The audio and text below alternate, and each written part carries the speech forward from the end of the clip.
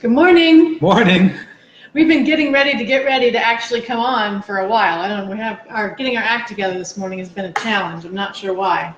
I think it's the rain, maybe. Yeah, it's got us all slowed up a little bit, I think.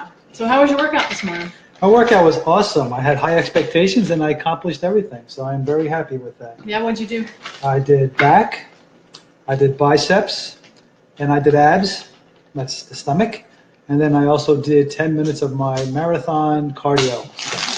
Your short marathon? My short marathon, yes. So for those of you that don't know, he does this 20-second sprint thing where he sprints for 20 seconds, rides normally for like 90 seconds, sprints for 20 seconds. Right. So it's... And I do that 4 times within 10 minutes. Gets the heart rate up really, really high. And Robin had read to me a while back about a routine where they did some study that showed that if you do a half-hour cardio, or if you did this 10-minute max cardio thing, that the benefits were the same. So he's been doing it. How long have you been doing it now? Probably, I'd say 3 weeks. You think it's been only that long? I think that's about it, yeah. Oh, wow. I would have guessed it was longer than that. Yeah, but it's been feeling really good. I just put some vegan protein into my oatmeal. As you know, I have oatmeal every morning. And I'm attempting to make a smoothie this morning. I usually don't make it live because it's noisy, but I have to be somewhere this morning at 11, so I need to actually eat breakfast and get a shower and get out the door. Right. So you're going to have to forgive me. It's going to be a little noisy today. Yes, you're going to get the full-on effect. Right. Surreal sound, as it were. So I'm adding some bananas. I already have frozen fruit in here and kale and some water, and now I'm adding some frozen banana, which is sticky. I'm about to add a half a teaspoon of spirulina. I did. I told you yesterday that I was going to do cardio today. I was thinking about swimming, but then I didn't end up swimming. I rode the bike. So I picked a course today that was about 8 miles long, and I rode it hard straight through the first time, and that took me about, I don't know, 30 minutes, 40, 35 minutes. I have no idea how long it took me. It took me some amount of time. And then I rode it the second time. I just put it in a low gear and rode it part of it the second time while I waited for Russ to finish.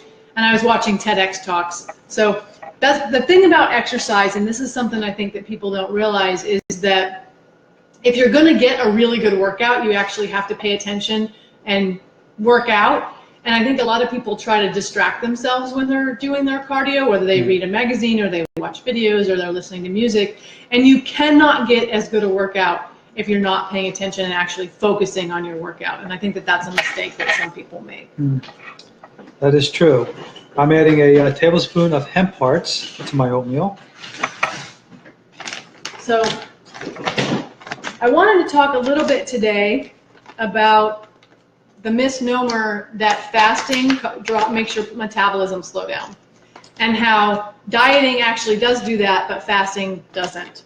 So let's talk a little bit first about how dieting works, because I know when you were a bodybuilder, you would get ready for shows, and you had a 3-day... It's called the pyramid diet system. And the idea or the concept behind it is that you're trying to trick your metabolism into speeding up. Oh yeah, that's not going to work. It's too noisy. Into speeding up.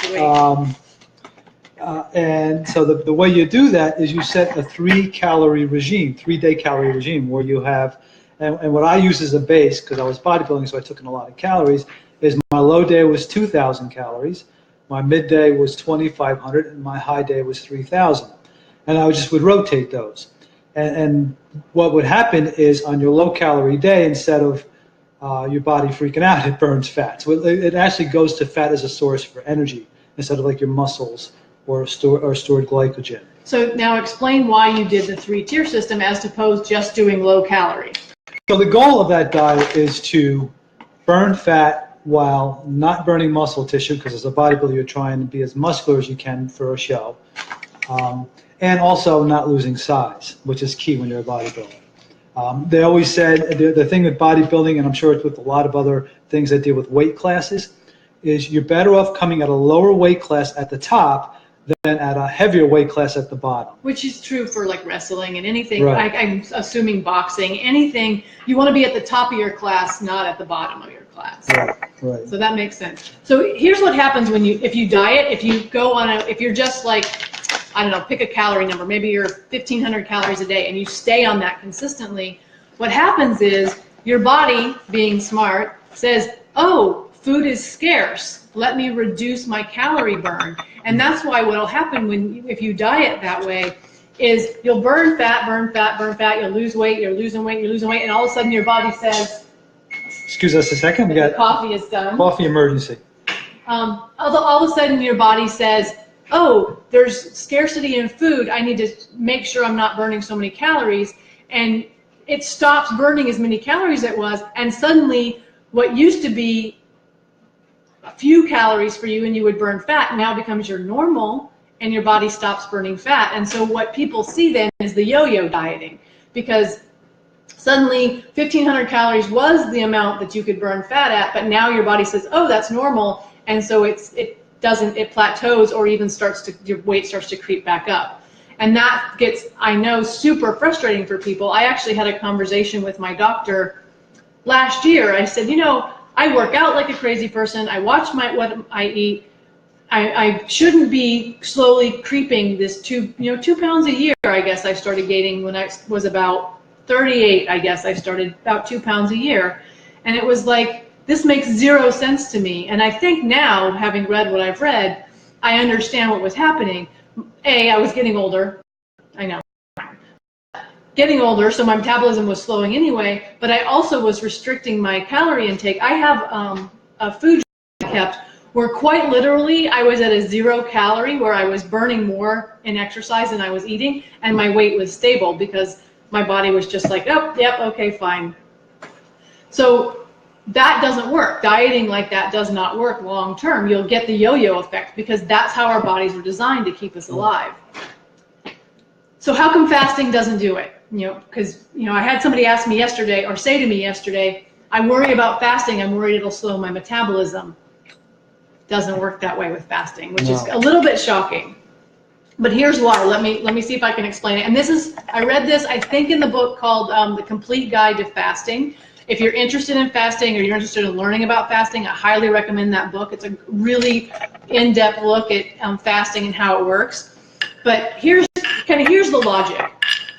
If our bodies were designed to slow down and stop the metabolism when we fasted, then our ancestors living on the Serengeti, if they had to go a few days where they couldn't catch an antelope or they couldn't find food, everybody in the camp would be exhausted, they wouldn't be able to find food, and everybody would die. That's not a super productive way to go about reproducing and sending your genes on. So that's not how our bodies work. If you go one day, like we do one day, fasting, your body just says, oh, okay, no food today, that's fine, no worries. But then food's available the next day, your metabolism doesn't slow down because food isn't scarce. On the long term, it's just one day, oh, we didn't catch an antelope today. So it doesn't do the same thing to you as when you reduce your calorie intake over the long haul, because your body responds to it differently. Does that make sense? Did I explain that effectively? Excuse me. I was just going to say, leave it to the psychologist to explain it in psychological terms so you can understand. I don't know. I don't know if that makes sense or not, but Sophie says good morning. Good morning, Sophie. Hi. I'm trying to pay attention as people are popping in and out, and say hi to people who say hi. But so yeah, so it's different. Fasting one day and then eating and then fasting is more like the bodybuilder regimen that Russ was telling you about, the pyramid, where you do a lot of calories, you do fewer, and you do fewer, and you do a lot, because it doesn't give your body a chance to actually acclimate. I can't say the word now. Acclimate. There we go. I can say it today. Because the fasting, you're low calories and then normal and then low and then normal. And I think I've told you guys, I don't even think about calories anymore. The breakfast smoothie that I eat, I calculated it out. It's like 700, 800 calories, which is that face. Yeah, that one. You're such a goofball. I love you, but you're a goofball. Which is a lot of calories for breakfast. But I'm losing weight. I've kind of stabilized, which for me is a good thing. I've stabilized somewhere between 125 and 130 pounds, which I'm between 5'8" and 5'9", but I have a very thin frame. I have super, super small bones. So that's not a goal you should have if you're the same height as me, because I have really small bones. But I've stabilized. I'm not losing weight continuously now, which is interesting, because we're still fasting. Yeah, I think we both have stabilized a bit now. Yeah. Are you happy with where you're stabilized? I am. I'm very happy. Okay, well that's good. Just a recap of my oatmeal. Oh, his breakfast, yes. Just so you folks know everything that I put into it. So it's a half a cup of old-fashioned oatmeal, organic. I put a tablespoon of hemp hearts, which we can never quite get the, oh, there you go. I put a tablespoon of chai seeds, and you can see that. I put a half a teaspoon of spirulina. I put a full teaspoon of, turn it, rotate. Can you read that, folks? I'm not even going to try. I don't know. I just say MALA powder. If it's AMLA or AMLA, or I'm not really sure. Anyway, that's an antioxidant. It's an antioxidant. Super healthy stuff. That's correct. I read that in the book, How Not to Die. Correct. I also put a banana. You saw me cutting that up. Give me that. And I'll give her the peel. Thank you very much, love. And I also put in about, I'd say, a half a cup of frozen organic fruit that is an antioxidant. The berries. Antioxidant, yes, mix. And so now I will mix it up. I'll try to do that very quietly, although I've been told quietly. I don't do that very successful. I need to get him a plastic spoon or a wooden spoon that he can stir with, because it's really noisy. Or a wooden bowl, maybe. Right, exactly. Excuse me? And I'll tell you a quick recap of my smoothie that isn't actually finished being made yet. Mine has the same berries as the base, and then I put some kale in there and some bananas that I haven't ground up yet. I'm also going to add some frozen mangoes, because those are super yummy. I'm going to grind some flaxseed, and then kind of the same stuff that he did, the chai, the hemp, the powder, both powders. Oh, and I do turmeric in mine as well, which is supposed to be really good for you. So I have some turmeric that I add. And I also have ginger, which I think I told you the other day. I do my own pickled ginger. I buy organic ginger, and then I make the pickling. She's also growing ginger, folks, just so you're aware. Well, so I had a ginger root that I had forgotten about, and it started to sprout. And what am I going to do with it at that point? I can't throw it away. It's a happy little plant. She put it in soil, and it seems like very happy. It's like this big now, so that's kind of cool. Yes. So harvesting it's going to be interesting. Yeah, I don't know exactly how that'll work. I'll have to figure that out. But so yeah, that's our story today. A little bit about why fasting isn't as bad for your metabolism as dieting, and why it doesn't change your metabolism the way dieting is. Again, The Complete Guide to Fasting, awesome book. I recommend it. And I've said before, How Not to Die, really good book about plant-based eating. And we've said before, there's a lot of information out there about plant-based eating. There's a lot of information out there about fasting. There doesn't seem to be a whole lot of people doing both, but Russ and I leave it to us to be the guinea pigs. To do both. Yes. And it's working for us, and we're really pleased with the results. So I think that's all I've got for now, because I can't make my breakfast because it's too noisy, and I really need to make it and eat it and get in the shower. Right. So we're going to run. If you have questions about fasting versus dieting and how it works, we can definitely do that. I know we've talked pretty extensively about the different options for fasting. Right. The only two things I want to mention, one about the fasting is that, so fasting is helping us to lose weight, definitely. The reason why we started fasting was not for the losing weight part, but for the fact that when your body's not digesting food, it is healing the body.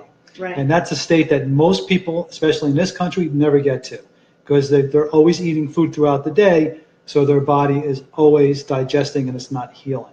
Right. And so that was the main reason why we decided to do the fasting. Somebody asked me yesterday, oh, do you do juice fasts? No, because if you put juice into your system, it raises your insulin level, which completely defeats the purpose of why we're fasting. Right. So we do water, Russ has coffee, sometimes I'll have tea, but nothing with caloric value, because that raises your insulin, and that defeats the purpose of fasting. Exactly. And the other point I wanted to make, if you're a mango lover, these are really awesome. Got them from Costco. They're organic mangoes, frozen, and if you let them thaw out, they can be as sweet as the sweetest mango you've ever eaten. They're a nice snack. And they are really an awesome snack. So, are we done? Are we going to go eat? I think we're done. All right, guys. Thanks for joining us. And we will say, eat food, Not too much, mostly plants. So long, Have a good folks. day, guys. We'll see you tomorrow.